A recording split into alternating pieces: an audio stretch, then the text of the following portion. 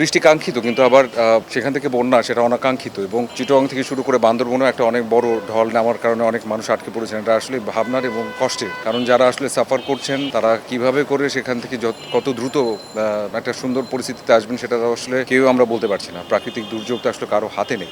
আশা এটাই এবং বিশ্বাস এটাই যেন আমরা সবাই সবার পাশে দাঁড়াই, যার যতটুকুই আছে আমরা যদি চেষ্টা করি একজন আরেকজনকে সাহায্য করতে, তাহলে হয়তো যারা এখন ভোগান্তির মধ্যে আছেন তাদের ভোগান্তি কিছুটা হলেও কম হবে। শেষ হবে সেটা বলবো না, কম হবে। বৃষ্টি ভীষণ ভালোবাসি, কারণ এর আগে যে গরম ছিল তারপরে যে বৃষ্টিটা আসলে এটা একটা স্বস্তির। কিন্তু লাস্ট কিছু দিন যে পরিমাণ বৃষ্টিটা দেখেছি, বাসা থেকে বের হওয়া যাচ্ছে না, বের হওয়ার পরে আটকে যাওয়া।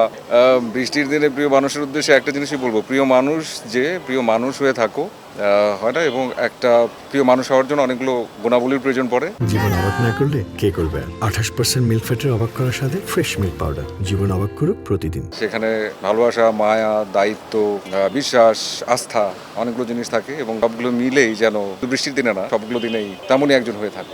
সেটা তো ভীষণ কষ্টের ছিল। তবে এমনি থেকে বড় বড় বৃষ্টি আমার খুব পছন্দের। সবার মতো ভুনা খিচুড়ি, এমনি বেগুন ভাজা, গরুর মাংসের ভুনা খিচুড়ি খাওয়া হয়েছে।